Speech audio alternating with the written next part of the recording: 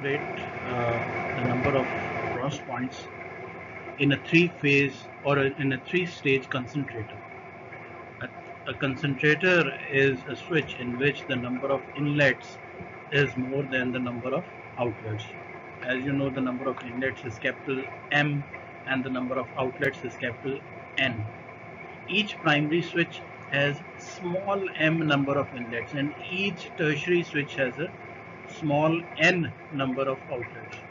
So the number of primary switches would be capital M, which is the total number of primary inlets, divided by small m, which is the number of inlets per primary switch.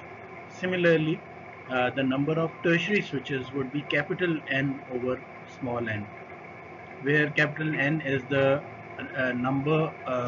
total number of tertiary outlets, or the total number of outlets of this system, and small n is the number of outlets per tertiary switch. Suppose that there are G2 secondary switches. G2 means this is the number of switches on the secondary side. Then what would happen?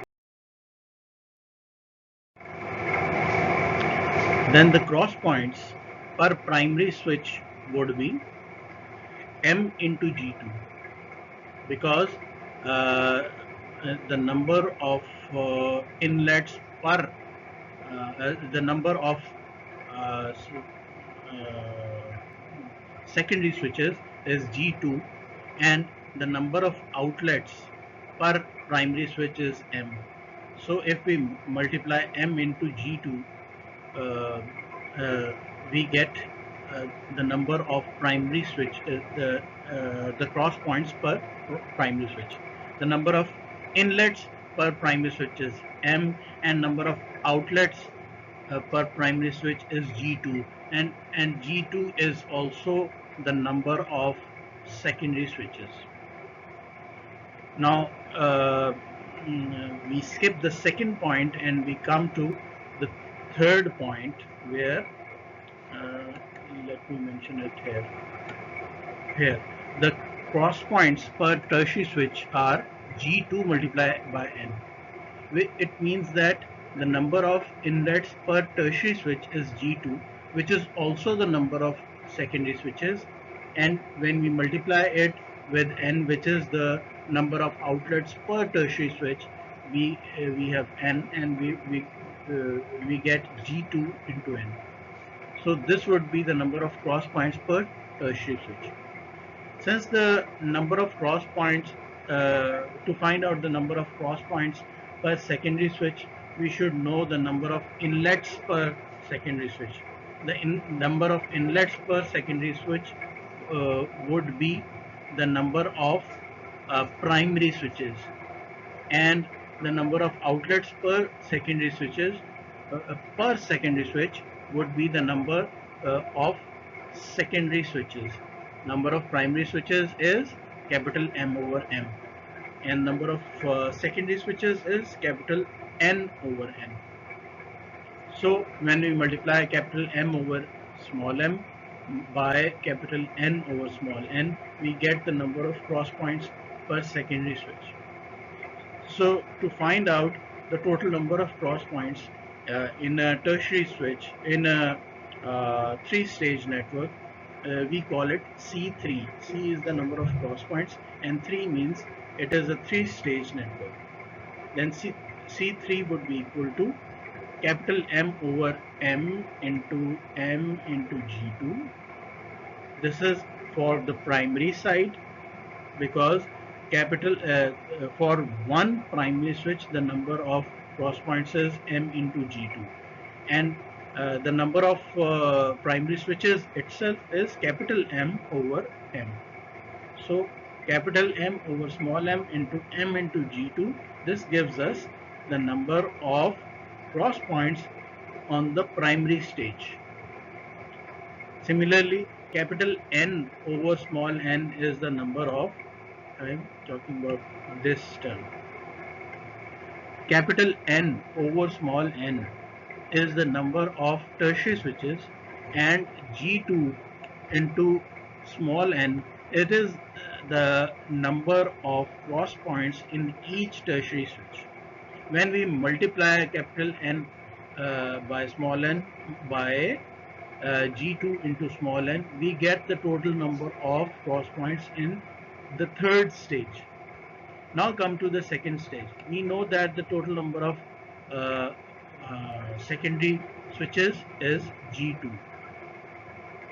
When we multiply it with capital M over M into capital N over N, which is the number of cross points per secondary switch, we get the total number of cross points in the secondary stage.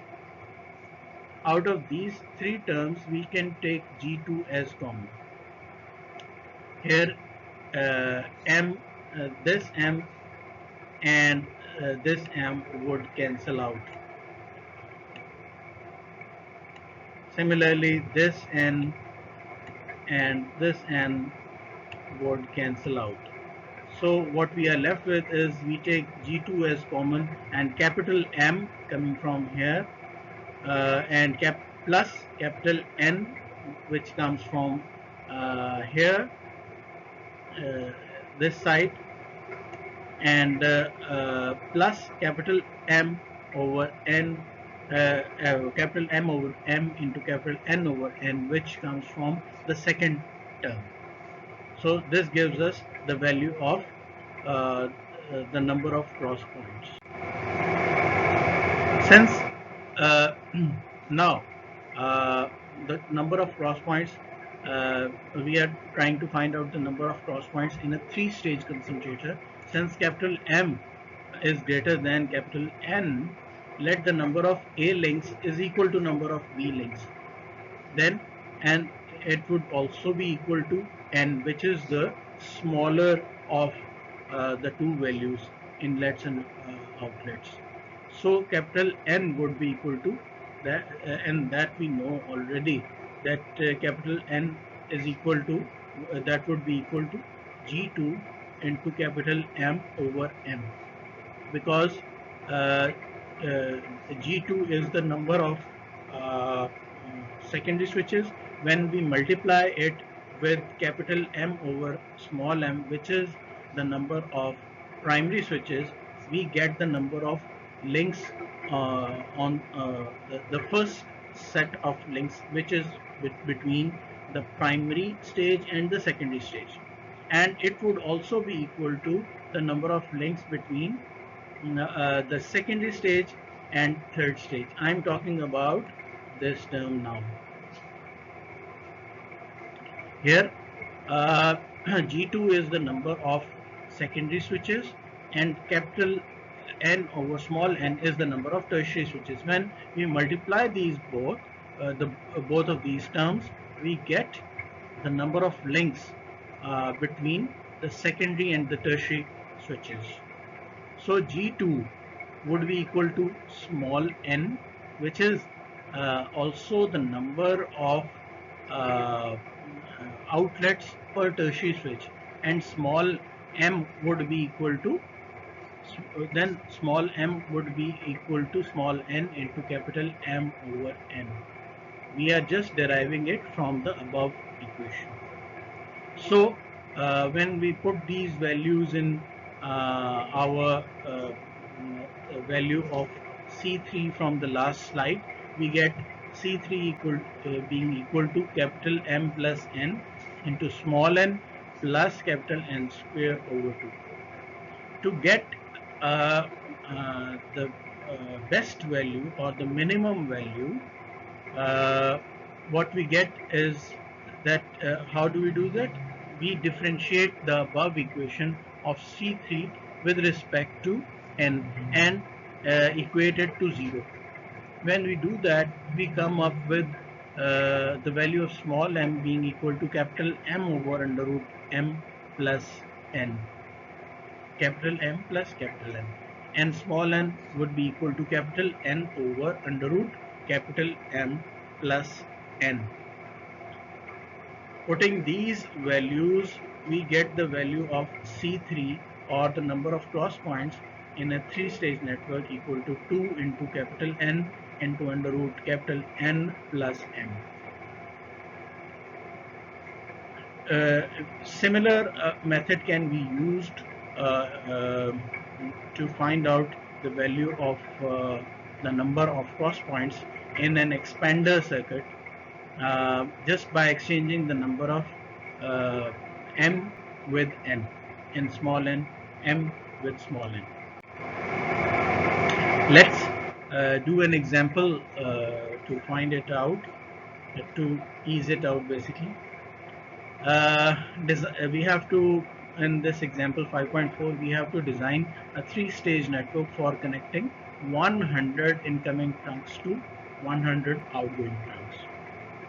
Then the small n would be equal to under root n over 2 is equal to, and that would be equal to under root 100 over 2, and we get a value of 7.05.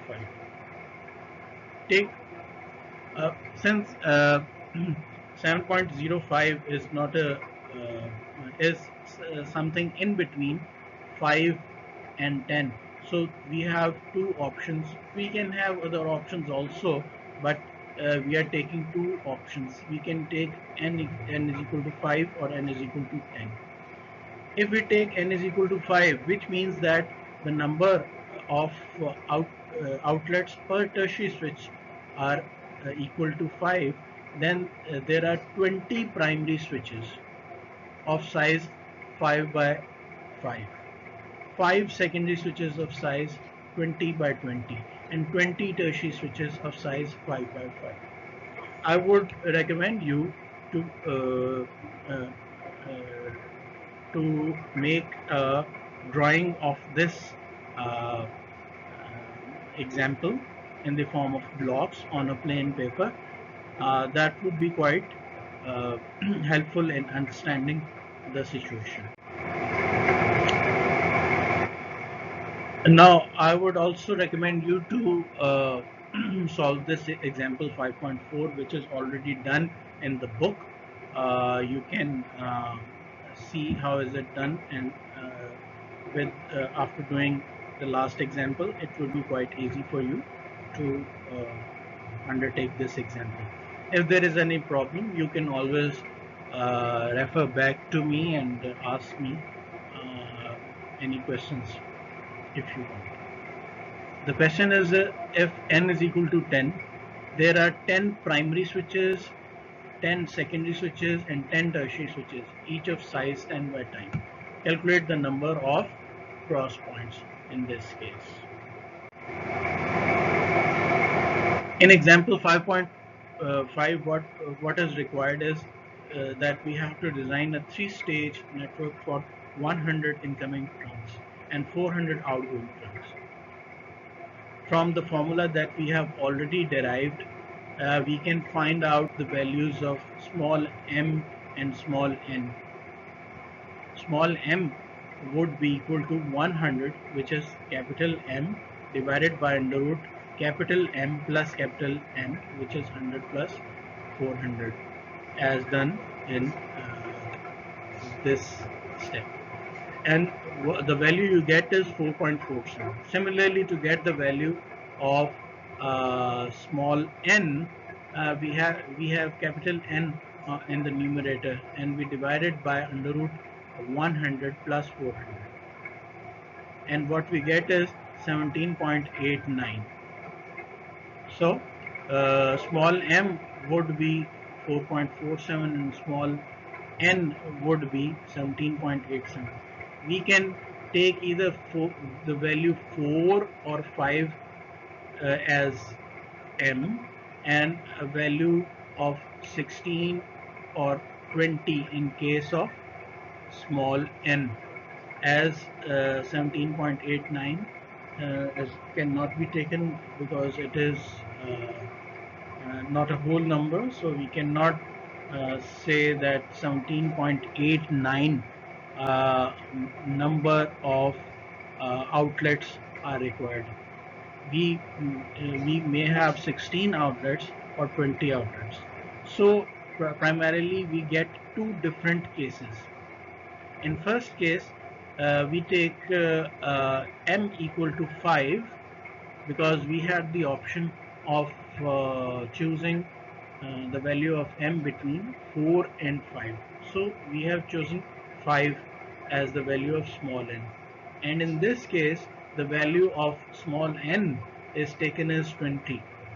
So using this choice, we can design our network. How would it be designed?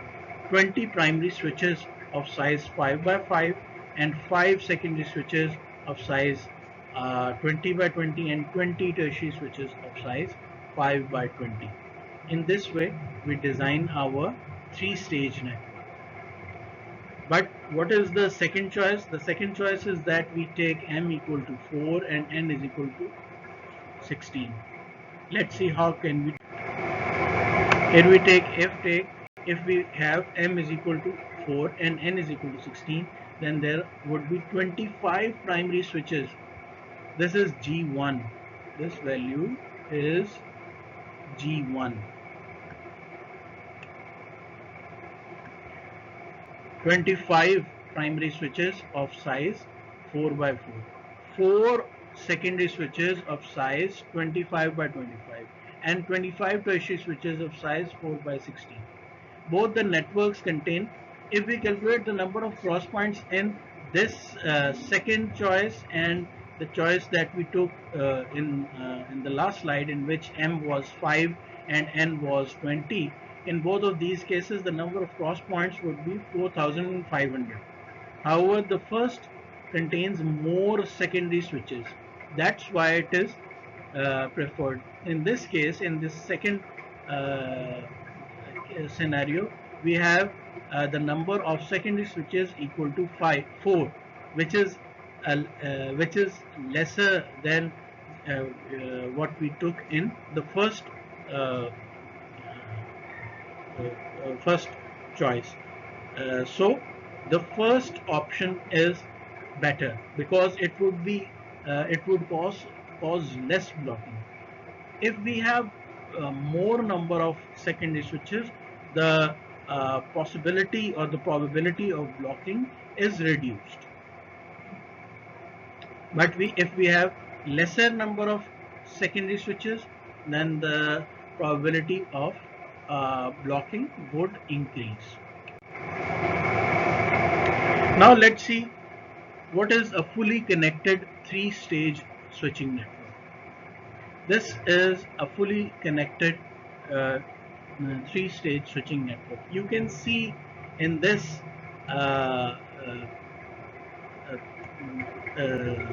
network that we have total G1 number of primary switches, G2 number of secondary switches, and G3 number of tertiary switches.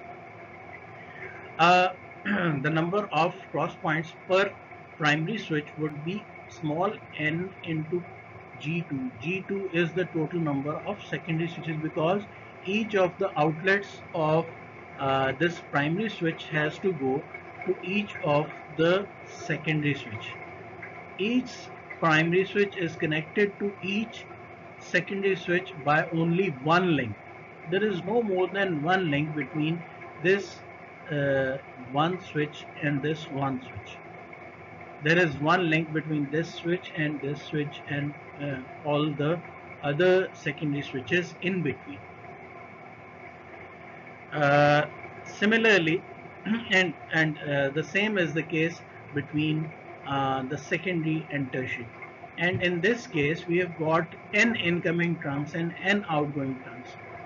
It is called fully connected because there is no restriction of having different groups, or we have not grouped these primary or secondary or tertiary switches by any means. So it is called a fully connected 3-stage switching network. What is this type of network? This is a partially interconnected 3-stage network.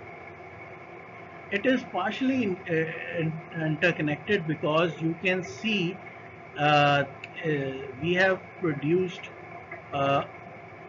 different groups in this frame N, and in this frame 2 we have connectivity to the primary switches in restricted in a particular way. For example, these primary switches are only connected to these primary switches on in the top are only connected to this frame, while these primary switches are connected to these frames only. So there is a limited connectivity. This is not a fully connected or fully interconnected three-stage network. It is a partially interconnected three-stage network. We can have different connectivities, and it can be shown and it can be handled using graph theory. And this diagram also shows. And we can have different types of graphs. For example, in this A figure, what we have is a two-stage network. This is the first stage and this is the second stage, and they are both connected through a certain number of links. Then B is a fully interconnected three-stage network, because this is the first stage, this is the second stage, and this one is the third stage. Similarly, in C part, it is also it is a partially interconnected three-stage network that we have already studied in figure 5.14 in the previous slide. And in the D part, we have got a four-stage network and it is already given in figure 3.17. I'll share that diagram also with you on WhatsApp if you want. Let's move forward. Let's see what is an expansion and concentration. Different types of switches require expansion and others require concentration. Local exchanges, for example, have customers' line which are lightly loaded, so concentration is used, because the local lines, there is a very large number of local lines, but at a certain point in time they are not very always they are not always being used. So we have to use a concentration and to switch them over to a certain fixed number of trunks. Secondly, we have got tandem exchanges which interconnect different local exchanges within a city. Here concentration is not used because trunks are heavily loaded, and expansion is also not used because an adequately low grade of service is achieved without it. So but in the trunk or the transit or international exchange, we need to have, what do we need to have? We need to have expansion in that case. Long distance circuits are expensive, so while having trunks within an exchange, it is cheaper. So expansion is used in trunks, transit, or international exchanges. By using a moderate expansion, blocking loss of switching network can be reduced as compared to the loss due to the external trunks. Such a network is called a non-blocking network. Here you can see the diagrams of a local exchange in A part, a tandem exchange in the B part, and a transit or international exchange in the C part. You can try to solve this example 5.8, which is clearly done in the book. If you have any problems doing this example, just let me know. We can discuss it.